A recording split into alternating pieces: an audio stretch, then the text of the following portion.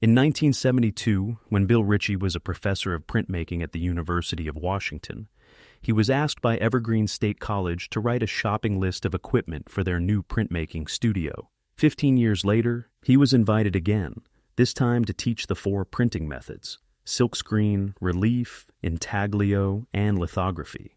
His challenge was to show all 4 printing processes in 90 minutes, which he had never attempted.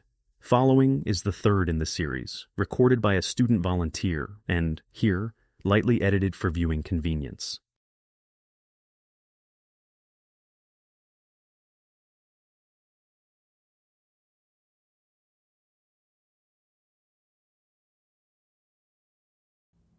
I'm going to do the intaglio next, but I'm going to keep in mind that I've got some relief ink rolled out here, and I'll probably combine black intaglio and Indian red relief. See what happens. The intaglio plate I chose to use yesterday is this one, and I chose it because of all the plates along the counter here. It was the richest in texture. It had the best texture on it. In a few places, it's almost like sandpaper. When you're doing a demonstration, you try to pick out a plate that's a surefire plate, not one that's real difficult to print. Some of these that are leaning against the wall there are so fine in tone, so delicate, that I'd have to concentrate. I have to be sure of the kind of ink I'm using and a lot of other variables. I don't even have a black etching ink here. I have a black lithograph ink. So I didn't want to take any risks and use another plate. So I chose this one, and in a way there's a lesson in that for you. If you're doing intaglio, don't make a plate that's real delicate and fine and so forth to start out with, because you're probably going to have to learn a lot about printing before you can ever see how it would look. Later, if you became a good printer, you would make a plate that was, commensurate with your printing skills. Now, since I used this yesterday and got it all covered with black ink to do the demonstration, first I have to clean it off. I'll use a solvent called Dancolite, which is another toluol solvent, essentially like lacquer thinner, and in that regard it's dangerous, both to your breathing and to your skin. So I want to alert you to the amount of work we have to do to make this studio a safer place in which to work. One of the first things we do is we replace the strong solvents with weak, innocuous solvents, such as kerosene. Kerosene is inexpensive to purchase, and it's not as hard on you as these toluol solvents. It's greasy and messy, and you just use it to do the kind of, the basic cleaning, and then you switch over to these fine solvents for the final cleanup. Because you do have to get the plate clean. You can't get around that. That's just something you have to do. It's part of the craft. But it doesn't mean you have to use gallons and gallons of dangerous solvents. You can use gallons of solvents that are less dangerous and then a few ounces of dangerous solvents. Okay, plate's clean. Next, I have to work up my black ink that I'm going to use for the intaglio. It's the same deal. The ink has been sitting around, so it's real stiff. It has the word to describe the stiffened property, interesting word, thixotropy. It's not rigor mortis. It's thixotropy. It's a property that ink makers use to designate a character of the ink that has to do with its tendency to gel up and become stiff. Artists who do a lot of printmaking pick up a lot of understanding about inks and their properties, the pigments that go into them, the vehicles, their handling characteristics, the permanence. It's just it's just by osmosis. You just sort of pick it up. I don't think it's really essential to the art initially. It's just something that builds up as you learn. Now again, this is a lithograph ink, and I know from experience that I couldn't wipe this plate or prepare this plate properly unless I changed the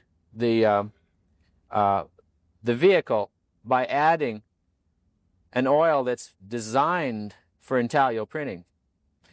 So again, I'm modifying the ink. Any ink can be modified to act like any other ink. Oil paint can be modified to act like a printing ink, generally speaking.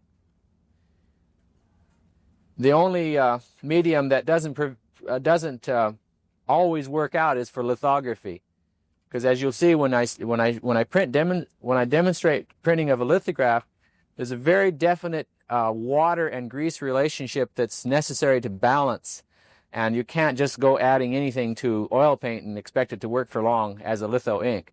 But these are all just heavy-handed kind of mechanical processes, so you can dump all kinds of stuff into it and it'll probably work, but not in lithography. Over on that side of the room, if you look against the wall, there's a box-like hot plate there with a red dial on the front. It's like a hamburger griddle or a pancake griddle, a giant pancake griddle. I think it's out of commission. I have to ask somebody to verify that and fix it if possible, because not only do these inks change when you scrub them around this way and when you add modifiers to them, but when you warm them, they change. They get softer when you warm them. And in printing intaglio, you always warm your plates because it makes the whole process a little faster and easier. And when you print them, the prints are a little bit better. So a standard piece of equipment in an intaglio printing studio is a hot plate, and that one doesn't seem to work. So, you know, I don't want you to worry about it, because even if it doesn't get fixed, you can always print cold. A lot of people print cold all the time and think it's just fine. But normally you'd have a hot plate. It gives you a lot more flexibility. The tool I'm using now is actually, I've never used one until I came to Evergreen. It's called a dauber. And it's just a kind of a plastic bag with a handle hooked to it. I don't know how they did it, but I've always wondered what they were like, so I got this opportunity to use one. I would normally use my thumb to work this ink, this black ink, into the texture of the plate. But this dauber means that you don't have to get your thumb all covered up with black ink. And if you notice this sign here, a lot of the black pigments are actually dangerous for your skin. So it isn't a good idea to be using your thumb for that, as it turns out, anyway. Also, to make this demonstration a little faster, I'm not going to ink the entire plate. I'm just going to ink the center. And when I held up that print a little earlier and showed you the portion that was intaglio, you realize now that I had a square plate, but I got an oval shape out of it because I just didn't ink the rest of the plate.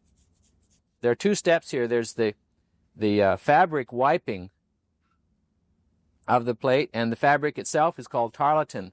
And it's cheesecloth, just cheesecloth, but it's very heavily starched, which gives it a kind of a stiff, springy quality. And cheesecloth, of course, is real soft and wimpy. No starch at all. We can't use cheesecloth, and we can't use regular cotton or anything like that, or use synthetics for this, because it soaks up the vehicle, and then you can't print it because the ink dries out on the plate, basically. So we use cheesecloth or tarlatan, and tarlatan has, of course, all these little squares in between the fibers, and each square is like a little cup, and it picks up ink and holds it. Because the idea now is that we put all that ink on there, and now we wipe it off. But we wipe it in a kind of a light-handed fashion so that it leaves the ink in the textures, but wipes it off the smooth places or the high places. If you have polished spots on there, they'll come out without any ink on them at all because it all got polished away from this wiping stage. So when you're wiping a plate, you're not really scrubbing it out. You're not scrubbing at it. You're just sort of wiping across the high places. When that part of the tarlatan gets chock full, then you switch over to a clean spot and continue. And it's kind of slow. Somebody asked me earlier today, in terms of expenses, what's the most expensive process? In the real world, intaglio printing is the most expensive. It costs money, a lot of money, to hire intaglio printers because it's the most highly skilled of the printing crafts. Lithographers are less expensive. They charge less, and screen printers charge the least. If you're doing all your own printing, of course, then that's another story. but it explains why there are a lot more lithographs and screen prints as original prints on the market than there are etchings. Etchings, you got a $6,000 press, or even a $2,000 press, and then all the time it takes. It can take you 15 minutes, sometimes a half hour, just to wipe this plate. Now I'm not going to take a half hour, because without telling you, I modified the ink so much that it'll wipe a lot faster, even without a hot plate to help me. How many prints can you give off? Well, normally you just take one proof. And but if you pull 2 proofs, the second one is light. It's half the strength of the first one, because you've lost half your ink. There's nothing to stop you from pulling 2 proofs from a single wiping. The second one is called a maculature. It's not regarded as a true print. But artistically, you might like it better than the first one. So that's your technique. I haven't got it down to the point yet where I can even see the image, but it'll come up in a minute. The action, again, is a lightweight wiping. I use a circular motion.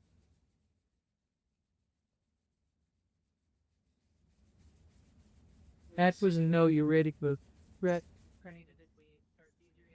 Yeah, you see it.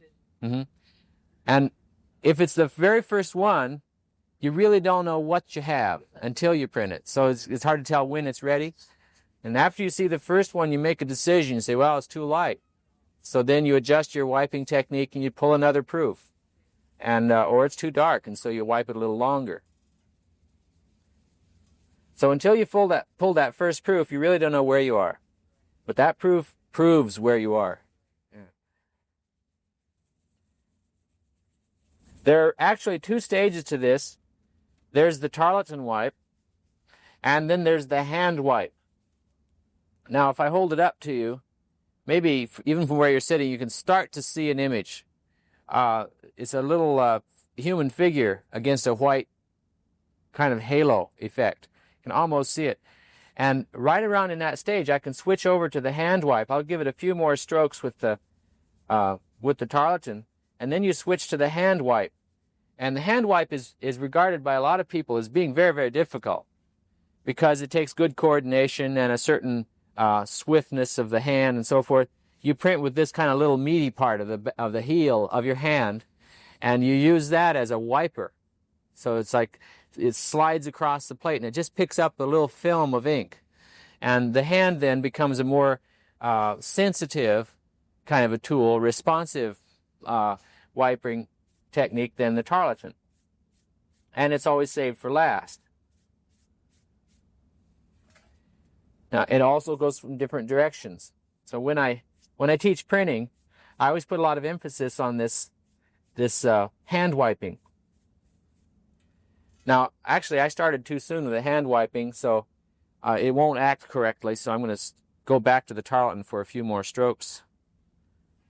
If I can find a spot that's clean.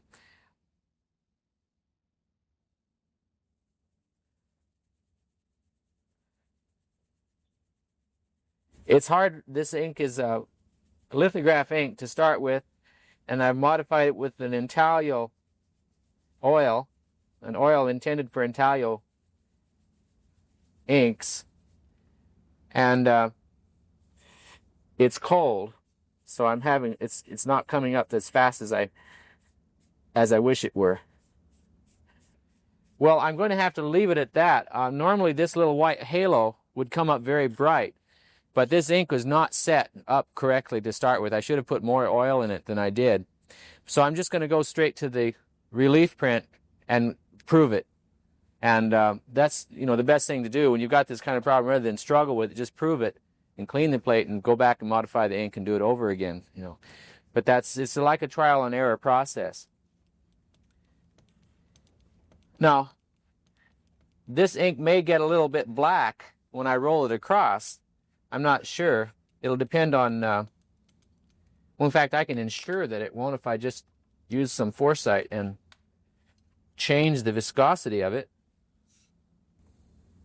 If I put a lot of oil in this ink and make it really super runny, it won't mix with the black. And that way I can keep fairly clean, separate colors. So that's what I'm doing now. I'm modifying the ink again. And I just wanted to throw this in so that you could see two colors at one time. Well, I put in too much. That was the... But you notice that the roller isn't black?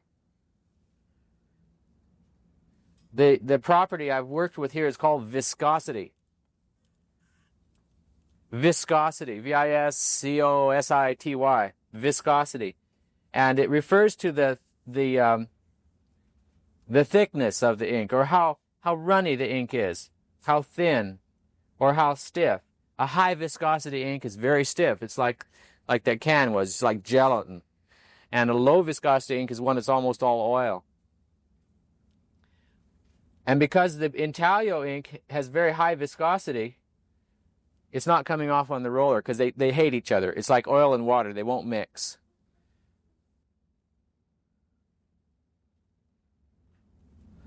Okay, enough fooling around. Time to load the press.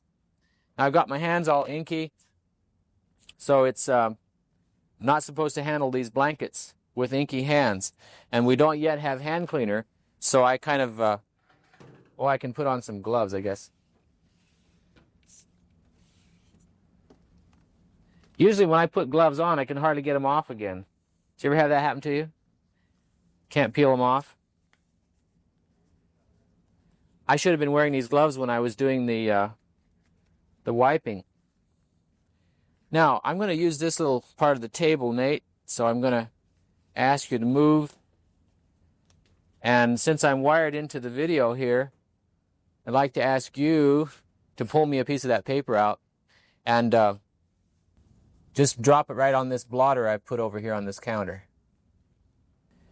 As I said, when you do an intaglio print, you're asking the press to drive this paper down into the plate where the ink is, and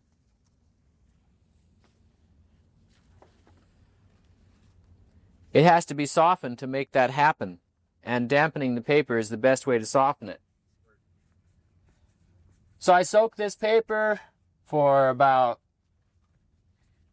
40 minutes, I guess. The name of the paper is Arche. It's a French paper, 100% rag. And sort of like cover stock for a brochure, or, it's like a cardstock paper. It's pretty heavy. So in order to get it to print correctly, you have to dampen it. And then to get all that surface water off, you have to blot it off again. But this paper will stay damp for, 5 minutes or so. So it's prepared. Now I'm just going to run the press out on your side of the, run the press bed out on your side of the press. The Intaglio press design hasn't changed for 400 years. It's just two rollers with a bed running back and forth in between. If you go to Amsterdam sometime, you can visit the house where Rembrandt lived, and you can see his etching press there, and it's made of wood. It's built into the house so that it's braced up against the top beams in the house, and it's pretty interesting. Same design as this one. These things are called blankets. There are three, not for the necessity of thickness, it's just that each blanket has a certain job. This is real fine, thin blanket, and that makes sure that the prints get all the details well printed. The other one is real thick and Herkin, and that one wraps the paper around the plate and be sure that all the deep places reach the paper. And the top one is woven because it has all the friction coming from the roller, and it keeps the blanket from pilling and stretching and becoming misshapen. So there are these three blankets. If I had the hot plate, I'd warm it before I go to the printing. That would make the ink a little softer, and I should get a better print than I can with a cold plate. You notice I'm printing on the back of an old print here. And you should notice that because this This is about 80 cents worth of paper I'm holding, if it were new. And since it's just a trial proof, and this is an old dried out print, it was in a drawer called, can't remember, it's to be used over again, recycling.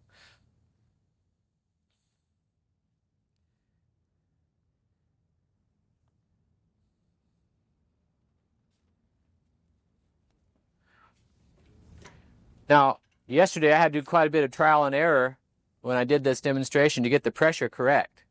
You're missing out on that setting. It's from turning these wheels. And there are numbers up and down the side here that tell you, what the number is, because I'm using a standard thickness metal right now. So just about everybody in the room, as long as they print on that same metal, basically the same plates and everything, you could just leave it. You wouldn't have to change the pressure. But if someone came in and they had a thinner plate because it's plastic, or a little thicker plate because it's a collograph or something, they have to go through the same trial and error of adjusting both sides of the press so that the roller is the right height for it, gives you the right pressure. Now, a little foresight, I would have had the press come out on your side of the room so that you could see when I pulled the proof. If you want to see the proof, you have to walk over here and look.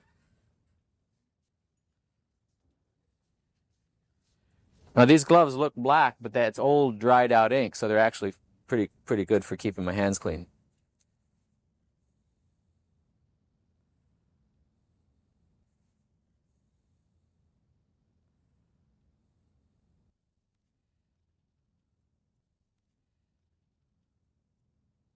Well, I guess I could turn it right ways for you, so make it the way the person made it. What I was afraid was happening, you see, that doesn't look bright and shiny here, and I thought that was going to come out too dark. But what happened is the ink sort of grabbed up and froze on the plate for some reason. I can't quite figure out why it did that. Mostly it's because it's a lithograph ink, and I didn't put enough of the etching oil in it to make it act like an etching ink. So it froze up on the plate. But it still didn't print gray there, so it printed a fairly light tone, so it worked out okay. And you can see what I got. I got two colors for the price of one because I rolled that low viscosity Indian red pigment across the top. The other thing I always point out, which when I teach intaglio printmaking a little differently than most printmakers do, I always feel like you just print the part you want to see. You don't have to print the whole plate, which is kind of weird because you think when you see etchings, they're all finished. You go to the galleries, museums, they're all done.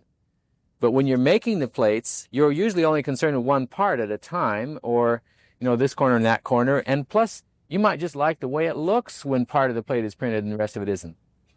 So it's a little different. It's more like an artist would handle it than someone in the trades. Now what time is it? 11:30. Perfect. Now we're going to reassemble over by that side over there where the lithograph press is.